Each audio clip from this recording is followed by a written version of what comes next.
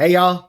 If you're new to the channel, because of all this Ashes hype is going crazy now with the verbal NDA being lifted, my name is Zillan. I've been making Ashes of Creation content on both Twitch and YouTube for the better part of the last 4 years, and I was lucky enough to be invited in the very first wave of people, that first 1,000 people who got invited to the pre-Alpha 2 testing, which means I've been testing this game for about 2.5 to 3 months now, and I'm ready to tell you guys about some of my experiences and what I feel like is going right and what's going wrong with the game. I put out a video yesterday on server stability and performance and all that stuff. Today I'm putting out a video on combat, and I'll be putting out some more videos later on today going into some other things like leveling, questing, nodes, crafting, those sorts of things. So make sure to subscribe to the channel and hit the notification button to make sure you get all of those notifications. So combat.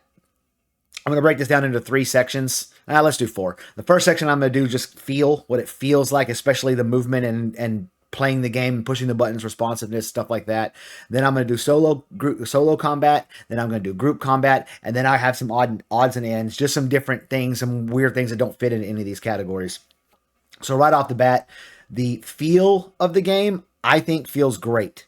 The movement is top tier. Like, I really feel like the way your character moves, how responsive everything is. When you strafe left, you immediately strafe left, and it feels good. All of it feels really good as far as I'm concerned. The button presses, when you push a button, the action happens immediately. I have been playing mostly with the action camera turned on. I played a little bit with the tab camera. I don't like the way the basic attack works in the tab camera, so I've been because it's on Q instead of left click, and so I prefer the action camera, but both work. One of my buddies was using tab and he was fine with it, so that'll just be up to each individual person, but both work really well. It feels really good, and like I said, the movement in particular feels really good. Moving on to solo combat. My biggest recommendation to those of you out there who are going to be doing solo content is just don't do it. Obviously, some of us are going to have to do it. You don't always have friends on. You don't always feel in the mood to engage with other people and go out there and meet people and do group content and all that stuff. Solo combat in this game, it's not that it's necessarily hard, although it can be, depending on what you're trying to do. But it's more like, you know how in like World of Warcraft and pretty much all of its clones, as soon as you get out of combat, like immediately, your health starts to fill up, and like within 4 seconds of leaving combat, you're full health. Ashes of Creation does not work that way. You in combat with half health, you got to sit down, like literally sit down in the game. There's a command for it, and wait.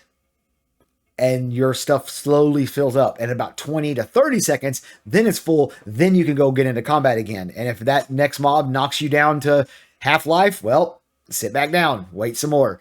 And then, you think maybe I can solve that by being a cleric. The problem is with a cleric is they hit like a wet noodle, and you're using all your mana to heal yourself up, and now you don't have mana, so you still can't fight because you need the mana to fight with. So it's just not... solo is not the way to go. It can be done, and I did it. I leveled a ranger from 1 to 9 solo. It was not fun. I don't want to say it's not fun because you're still playing Ashes of Creation, but it was definitely not as fun as being in a group and doing stuff together. So that leads me into group combat.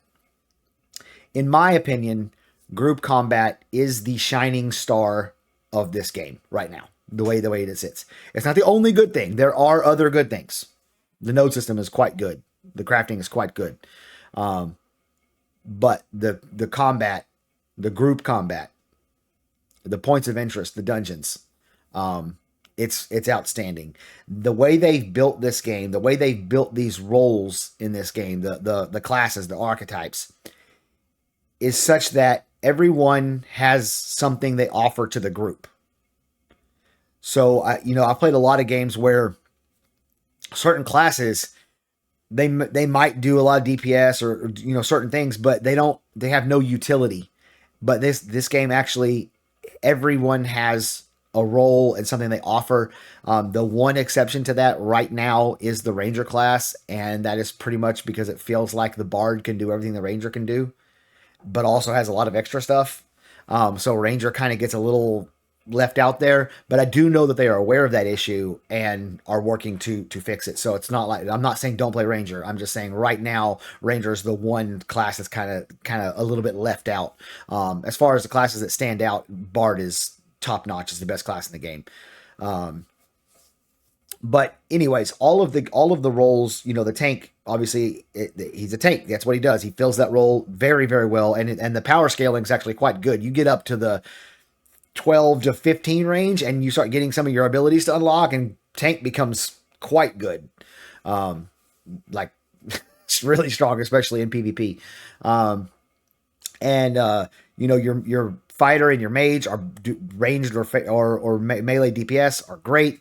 The cleric class is very, very good. It's not fun to solo level. Don't do it. You're not gonna like it. But in a group, they come alive. They're fantastic, and they really do. They have all the tools you need to really keep people alive. And then of course the bard supporting everyone, making sure everybody has mana and that sort of thing. So everybody has a role to play, and I can see those roles, that role expanding a little bit with the rogue coming in, and the rogue being more of like a bursty melee DPS, because right now it feels like the fighter is more of a sustain DPS, not damage over time, but just kind of constant, steady damage. Where hopefully the rogue is like bursty. That's the idea. And then the summoner, I think, is the design is going to be that it can fill any of the three roles, just not quite as good as somebody who's designed for that role. So you have versatility there. So you can, he can have that, I mean, it's versatility. That's what it is. You're very versatile, being able to play all the roles. So group content or combat is really, really good, and it's fun and it's strategic. And, I tell this story every once in a while. I made a video a while back about how difficult Ashes of Creation is going to be, especially for like the World of Warcraft people who are used to a little bit of an easier game, especially the retail WoW people who are used to an easier game. And I was talking about how you would have to make friends and go to grind spots and actually talk to those friends and have communication in order for you to kill things. And one of my buddies commented on there and said on that video and said something to the effect of, "This guy doesn't understand our ability to not speak to each other. I was playing Ion with 8 people and we grinded for 6 hours and nobody said a single word to each other," or something like that. And I'm like, but Ion is like Diablo MMO. Like the whole point is you're like this ridiculously powerful person. Yeah, you can grind. There's no strategy to it. You just go in there and hit your big I win button over and over again, and then you win. There is no reason to communicate. In Ashes of Creation, there's a reason to communicate. You need to be, especially if you're doing difficult content, you need to be letting people know, okay, I'm going to CC the first one that comes in, like the mage. Let everybody know I'm going to CC the first one that comes in, and having all these conversations about how you plan on approaching the fights. Even when you're just mob grinding, sometimes if you're mob grinding at a higher level area with some of the 2 and 3 star mobs, like you've got to communicate. It doesn't always have to be voice chat. It can just be typing, but there's got to be some level of communication. You got to actually get to know the people that you're playing with, and so that makes it, in my opinion, great. I love the fact that they're bringing the social back to MMOs, because the social has been just programmed right out of MMOs over the last 15 years. So I love the group content in this game, the group combat in this game, and I think that it's going to be the thing that carries people, even when some of the other things don't meet their expectations. The getting together with your friends and going over to Oakenbane Keep and trying to grind in there and not die. It's a challenge every time. So I think that's what's going to hold people into the game.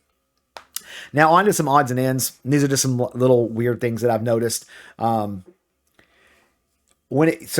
your basic attack has a finisher. So let's say you're using a longbow, and a longbow has a 4 attack combo, and then the last attack is called your finisher, and it hits the hardest, and it has a percentage chance to proc an effect, and you actually get to pick what that effect is going to be. It's your first point you spend on your longbow skill. At first, I thought this was a bug that existed the entire time, but now I'm realizing I don't think it's a bug. I was reading, and I think it's designed this way. When you have a finisher happen with one of your two weapons, because you can have two weapons and swap back and forth between them, they have to be one melee and one ranged, though. You can't have two melee or two ranged. Whenever your finisher happens with one weapon, it actually says all finishers proc this ability, which means that your finisher from both of your weapons proc whenever you proc it with the weapon that you're actually actively using.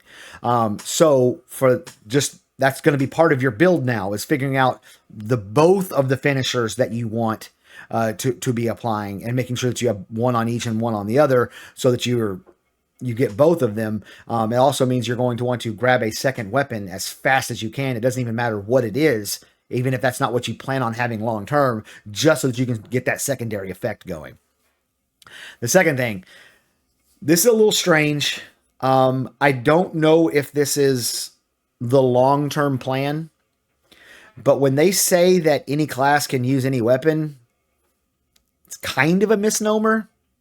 It's not in some ways, but it kind of is. Like, yes, you can pick up a wand and use it as a tank, or pick up a great sword and use it as a ranger, or whatever. It doesn't matter. You can use any weapon with any class. But let's just take fighter, for example. Let's say you're playing fighter and you decide you would rather use a spear than the big two-handed greatsword that they start with, right? So you're going out there and you're light attacking things and hitting things all day long, and you're swinging your spear around and stabbing and whatnot. Looks great. You hit hard. It's wonderful, right? Well, you get the whirlwind ability, which the whirlwind ability is the one where you stick your sword straight out and you spin around in a circle and you just hit everything over and over again right in your area. Well, you'll have your spear in your hand, but when you hit whirlwind, the spear magically vanishes into nothingness. All of a sudden, you have a greatsword in your hand, and you're spinning around hitting them with the greatsword. And that applies for all abilities in the game. Every ability in the game is designed for a specific weapon, and the weapon that you have in your hand disappears if it doesn't match the weapon the skill is designed for, and you magically get the new one. Now, I suspect that it's just cosmetic. The stats and stuff apply from the one that you actually have in your hand, but it just looks weird.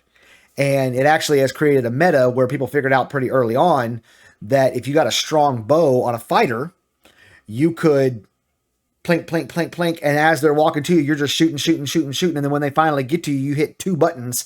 You don't even got to change weapons. You don't even need to change weapons. Your bow disappears, a greatsword appears in your hand, and you wallop the guy, and they die. And so that's a very strange thing. I don't know if they plan on adding animations for every weapon type in the future, or if that's just how the game is going to be.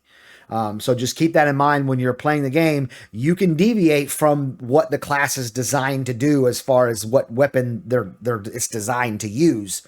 But there is a trade-off to that. It does look a little strange. So that's really all I got on combat for you guys.